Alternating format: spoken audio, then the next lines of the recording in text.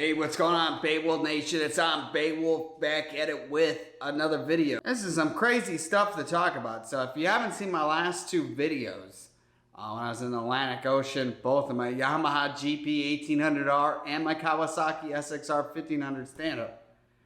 Well, when I was in the GP, if you haven't seen the video, great white shark comes out right in front of me. You can make it out as slow as I can make the frames, you know, because it's not like the movie Jaws with them riding around. I'll play a couple clips too, just some other videos I've seen on TikTok.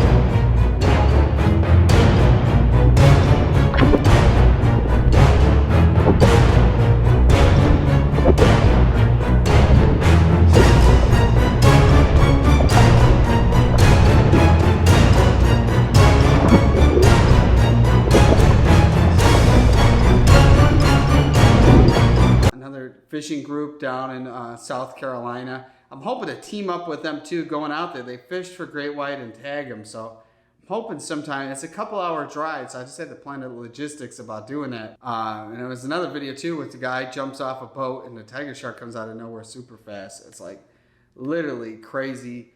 I think it was probably like a bull shark when I was in the Kawasaki, because I've seen another bull shark before. And that's where the fish was jumping out. It's crazy when you're on the Kawasaki's, you're going one way. I don't see any of this because you're so low, or it's moving so fast. So in the video, you can obviously tell it's some dark object in the water. And then going back the other way, when the fish jumps out, it's because someone's chasing the fish. Man, it's not even funny.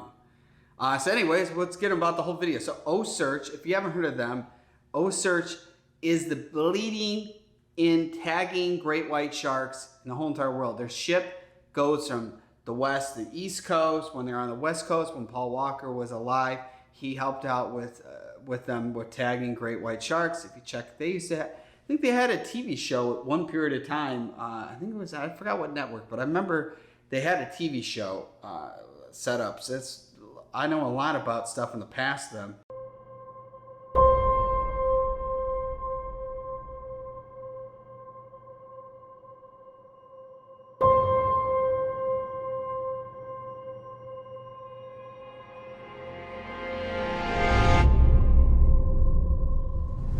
It's been an interesting start to our 40th Expedition Carolinas.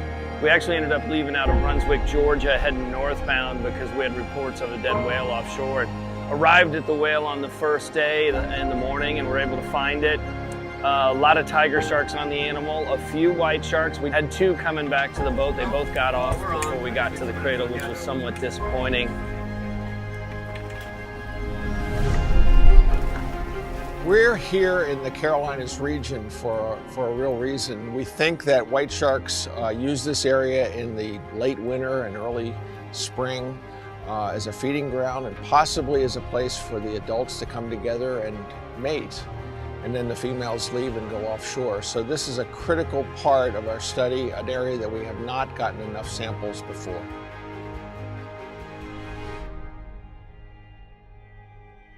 A really interesting, exciting start to the trip to have the opportunity to see something like this happening in the open ocean with white sharks and tiger sharks on it.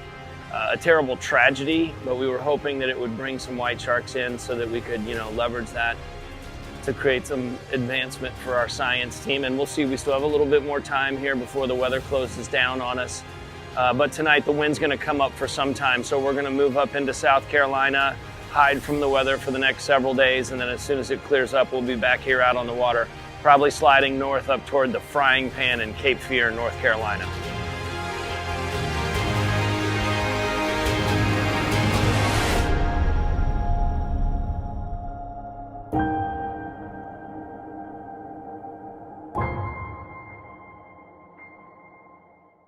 They've even taken this boat to Australia, South Africa. Well, this boat was just 2 nights ago ported in Charleston, South Carolina, and it was yesterday, right off the coast here on Myrtle Beach. I don't know if they were doing any tagging. From last I looked, they were keep on heading up north. But the craziest thing is that they were here in Myrtle Beach, South Carolina. There was the same other fishing group I was telling about just like last week. What's crazy is the same day that the great white was seen when I was in the Yamaha. It's the same day, just like an hour and a half south of me was a whale dead. That there were all these great white sharks from 9 in the morning to dark. These people were out there and they said they saw a new great white shark all day long.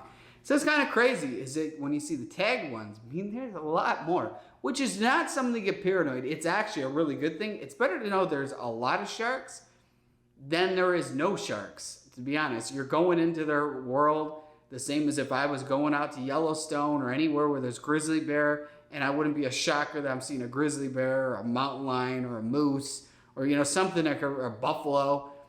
You're going into I've seen a video of a buffalo, just like people are driving looking, and this buffalo just rips his car's bumper off. I mean, you're going into their environment. I don't care if you're on foot, you're on a car, you're on a jet ski, you're on a boat. The same with the same fishing group. They said they were trying to tag some great whites. And they said these great whites were hitting their boat and then trying to rip the engines off the boat. And they had to pull the engines out of the water, their outboard engines. That's just the reality when you're going out there. This is what you could deal with. Obviously, they might be chumming the water to attract the sharks.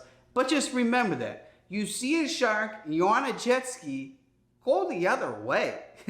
Don't even try to get close, because it would not be good. Especially, they said there was that day great whites from 10 to 16 feet long. So just imagine what the size of this jet ski is, and a 16-foot great white shark. And one thing to get you an idea of how great whites work, being an alpha predator, they attack from behind. You wouldn't even know they were behind you. They could be following you when you're riding, and you wouldn't even know that they're behind you until the last second when they make a pounce. There's another video too. I have to make a whole video about this. These people on RX, PX, Sea-Doo, and they saw killer whales, and the killer whales, they're screaming, which is, again, not the smart thing to do. Killer whales almost, like, they weren't trying to, but the jet ski was rocking around a lot. So it's just stuff to just think about. I've seen enough stuff to where I'm, like, rethinking a lot of stuff how I already was thinking, but, like, just to be aware. So Ocearch, so this is what's about Ocearch. It's on their site, ocearch.org. So check it out. It shows all the ping. So when you see on their site a ping shark, it means where it's most recent. Now, if the shark pings somewhere else, that ping where you've seen it before is gone. So you can track when you find that certain shark where its whole pattern's been. But you might see it, like there's a bunch of great whites pinging off the Myrtle, South Carolina, even Myrtle. I think like 3 or 4 pinged right off of Myrtle Beach just recently. But you might go on there and they might not be there anymore, because it's, and then plus 2, when they're tagged on their fin, it only sets off a signal to the satellite when the fin's out of the water, not when it's underwater. So it's this Ocearch is a data-centric organization built to help scientists collect previously unattainable data in the ocean. Our mission is to accelerate the ocean's return to balance and updates through fearless innovations in scientific research, education, outreach, and the policy, using unique collaborations of individual organizations in the U.S. and abroad. And they've done in numbers of 39. So this is crazy numbers right now here. They've done 39 expeditions, tagged 416 animals, 198 scientists, and 1 big boat. That's pretty crazy. So they show their timeline on here. It's definitely really interesting, from showing them from 2007 and up. I'm not even sure a little bit about that. You can just see scrolling through there. I mean, it's just really cool. Definitely check out their website on there. And see the crazy thing, they have this thing where their boat lifts the shark out of the water. They put stuff so the shark's still breathing, putting salt water through him or her. but then they tag it. It's just very, very amazing stuff of what they do. And I'll find some clips about them. I'll throw them in the video, but definitely check them out. And I give them, like, I'm just scrolling through here of, like, you know, who they have sponsoring, collaborating. Definitely I'd like to get sometime hooked up with them. The hard thing, it might be a long trip thing because they go in the port and they're just staying on ocean. So I don't know my schedule. Even if they offered me to go, I don't know if I could do that. I got 4 dogs and a bunch of geckos and lizards, and like, I don't know if I could be gone. I don't know right now. I could get somebody to watch that long going on a long-term, who knows how long you're even out, maybe a couple months. I don't know if I could do that. It definitely would be cool filming wise. So maybe, hey, Ocearch, hit me up. But anyways, check them out. Check out the I Am Beowulf merch at iambeowulf.com.